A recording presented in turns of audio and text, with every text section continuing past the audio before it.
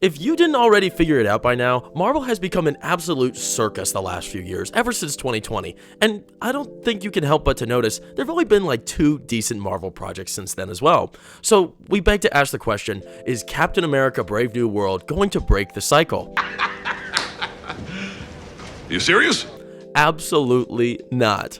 Marvel's latest attempt to spotlight an uninteresting character has failed yet again, despite the many times that they've tried to prop this guy up to be bigger than what he is, which is a sidekick. Trust me, I liked Anthony Mackie as Falcon. I thought he was great. He did a great job. As Captain America, he just can't pull it off. He does not have that weight and the gravitas to the role, and it shows so clearly in this movie. As an FYI, I am going to be spoiling the movie, but that's not really saying much because there really isn't anything exciting to spoil here. From the very start, the recast Everett Ross, now played by Harrison Ford, is elected as President of the United States.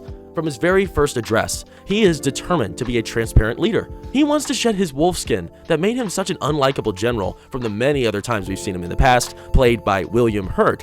Now, if you recall, he was actually responsible for disbanding the Avengers after all, so nobody really likes him. For his first step towards rejuvenation, he calls upon Sam Wilson's Captain America to apprehend a stolen artifact. Marking the first of many uninspiring battles throughout the movie, Sam Wilson encounters the villain of the day, Sidewinder, a last-minute add-on made by the desperate Marvel creatives following several pivotal story changes. To my surprise, Giancarlo Esposito's character wasn't actually all that bad. He presented himself to be a serious issue with enough competence to pose as a genuine threat. Now, there's going to be a couple more villains that pop up throughout the film, and they are unfortunately not as competent, interesting, or captivating as him. Things only get worse from here. Here enters Isaiah Bradley. Yes, the grumpy old super soldier from that forgettable Disney Plus series that we all desperately want to wipe from our brains.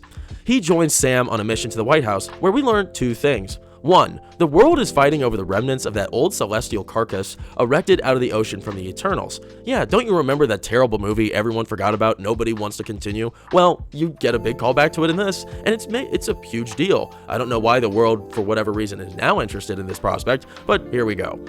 And 2, Ross wants Sam to rebuild the Avengers. Personally, I hope they never make another Avengers movie again. I mean, who's left to care about anymore? All of our favorite heroes have either been replaced by female counterparts or neutered enough to resemble a shell of who they were. Don't you remember Ant-Man? Neutered. Thor? Neutered. Hulk? Neutered. Doctor Strange? Even he was kind of neutered. Those are the big ones, right? Not really anybody left. We still have Hawkeye though, right? Isn't that great? We still have Hawkeye?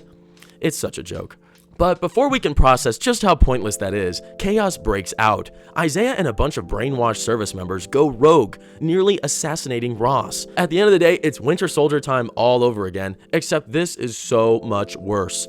Just like Bucky was brainwashed, so too were these so-called aggressors, each one sentenced to death row for their attempted crimes, including Isaiah. Fueled by anger, frustration, and a sense of duty, Sam steps in again and again, pleading with Ross, only to be unceremoniously stripped of his title. But that doesn't stop him. Determined to uncover the true villain behind this spiraling disaster, he follows the breadcrumbs all the way to the puppet master himself. Now this is a really mundane, boring mission. Him alongside his new Falcon counterpart, they try to unwind this big spool of mystery that who is the leader that's controlling this, who's pulling all the strings. It's not very exciting at all, really poorly handled, and it turns out it is the leader himself, Samuel Stearns. And yes, the puppet master himself is the leader. Yeah, remember that guy from that old Ed Norton Incredible Hulk movie? Well, he's back, and this time he's way uglier. Now, he's supposed to be a genius mastermind, remember? But let's be real, his brilliant plan is about as subtle as a flashing neon sign. Any casual moviegoer could see it coming from a mile away. Now, what's his grand scheme, you may ask? Push Ross to the brink, trigger his transformation into the Red Hulk, and well, that's about it. At the end of the day, the Green Meanie just wanted to smear old Ross's reputation. For all the buildup, the execution is painfully dull. They try to make him feel like some high-level strategist, but instead, his scheme fizzles out like a bad magic trick. And his performance, let's just say, if he was aiming for menacing, he missed by a lot.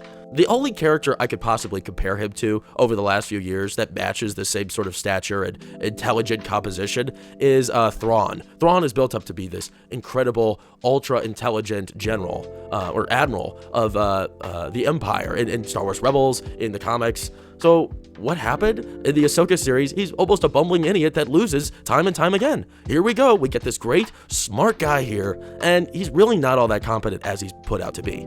But hold on, Did you forget that the whole point of this film was to see that giant showdown at the very end when Red Hulk is finally unleashed upon the White House? I mean, who doesn't want to see a powerless man versus an enraged, unstoppable monster? What a matchup! Surely this fight is going to be an absolute spectacle, right? No. Now you might be wondering, as does the whole world, how on earth is this guy who can't really do anything against a hulking character like this, how the hell is he going to beat him?